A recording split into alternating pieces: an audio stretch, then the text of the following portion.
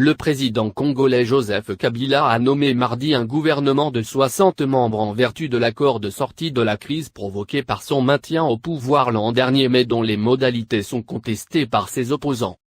Selon l'ordonnance présidentielle lue à la télévision, la quasi-totalité des personnalités de l'ancienne équipe ont été reconduites. La nouvelle fait toutefois une place à 4 députés dissidents de l'Union pour la démocratie et le progrès social, UDP, principal parti d'opposition en République démocratique du Congo. Sa principale mission est d'organiser, en principe avant la fin de cette année, l'élection d'un successeur au président Kabila, au pouvoir depuis 2001.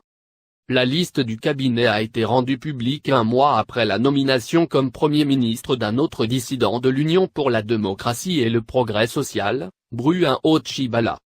Ex-secrétaire général du parti de l'opposante historique Etienne Tshisekedi, décédé en février à Bruxelles à 84 ans, Tshibala en a été radié en mars après s'être rapproché du président Kabila dans le cadre de l'accord du 31 décembre 2016 signé entre la majorité et l'opposition.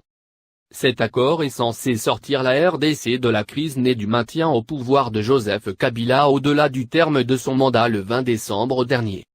Outre l'élection de son successeur, la Constitution lui interdisant de se représenter, il prévoit la mise en place d'un gouvernement de transition, dirigé par l'opposition, jusqu'à la tenue de la présidentielle. Le respect de l'échéance fixée pour la prochaine présidentielle semble toutefois hypothéqué par l'absence d'accord entre la majorité et les principaux partis d'opposition, dont l'UDP, sur la composition du gouvernement de cogestion et de la crise économique et sociale qui frappe le pays. Les 4 députés du groupe parlementaire UDP à l'Assemblée nationale qui font leur entrée au nouveau gouvernement ont conservé l'étiquette de leur parti.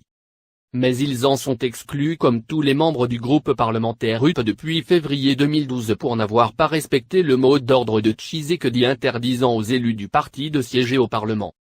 La RDC traverse une crise politique depuis la réélection de Joseph Kabila en 2011 lors d'une présidentielle entachée de fraude massive.